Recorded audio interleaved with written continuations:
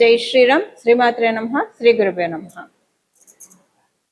నిజ జ్యేష్ఠ మాసంలో కృష్ణపక్షం యొక్క ఫలితాలు 2026 సంవత్సరం నిజ జ్యేష్ఠ మాసం కృష్ణపక్షం యొక్క ఫలితాలు ద్వాదశ రాశుల వాళ్ళకి, ద్వాదశ లగ్నాల వాళ్ళకి.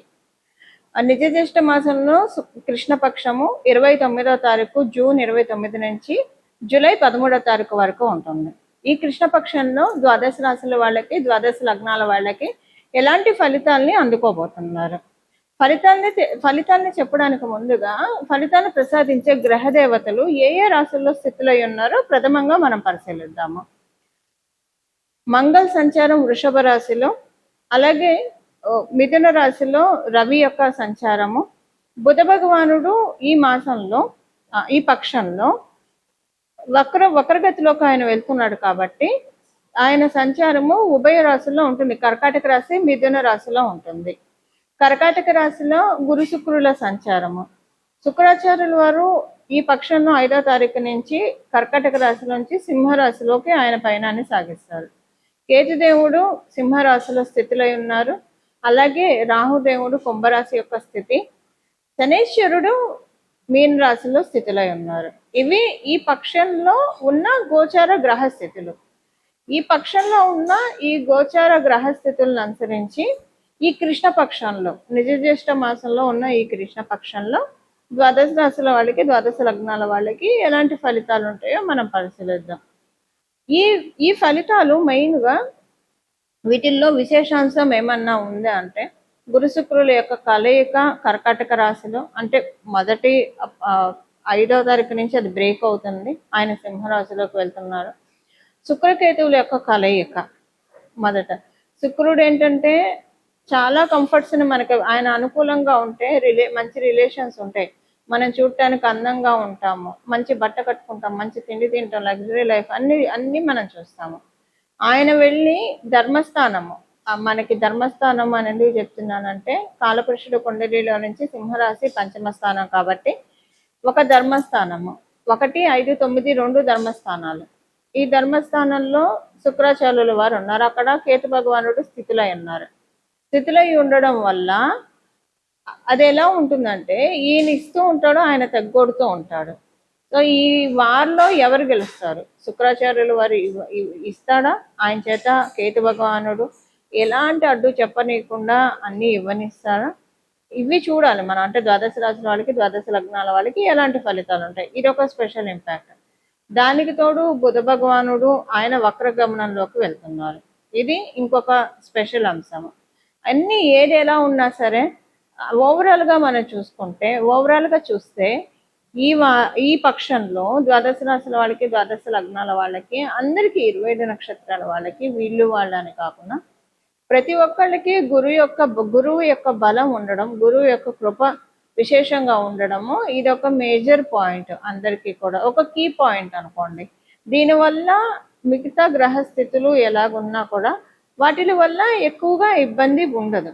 ఇప్పుడు ఉదాహరణకి ఇప్పుడు మేషరాశిలో పుట్టిన వాళ్ళకి శుక్రుడు మరియు కేతువు యుతి వల్ల సింహరాశిలో సంతానానికి సంబంధించిన ఇబ్బందులు రావచ్చు, సంతానానికి ఆరోగ్య సమస్యలు రావచ్చు.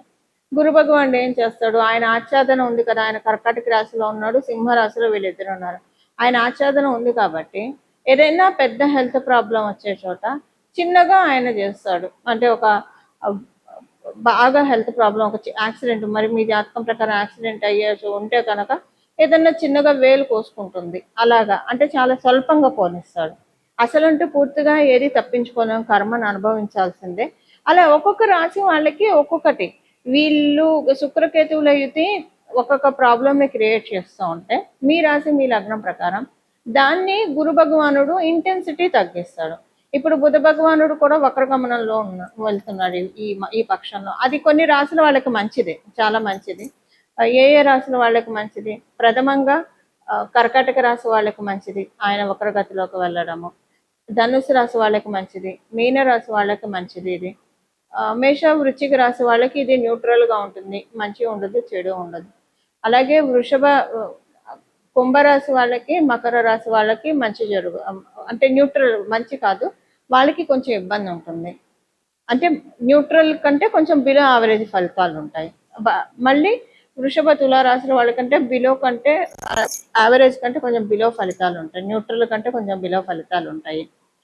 అయితే ఇక్కడ కూడా ఇదే పాయింట్, గురు భగవానుడు ఆచ్ఛాదన ఉంది కాబట్టి మిథున రాశిలో, అందులో ఆయన కర్కాటక రాశిలో ఉండి వక్రగమనంలోకి వెళ్తున్నారు కాబట్టి ఏమైనా చిన్న చిన్న నెగిటివ్ పాయింట్స్ ఉంటే వాటిని ఆయన్ని నెగేట్ చేసేస్తాడు గురు భగవానుడు, నలిఫై చేసేస్తాడు. అది ఇప్పుడు గురు భగవానుడు సమక్షంలో ఉండడం వల్ల సేఫ్ గార్డింగ్ అనేది చాలా హైగా ఉంది ద్వాదశ రాశి వాళ్ళకి, ద్వాదశ లగ్నాల వాళ్ళకి.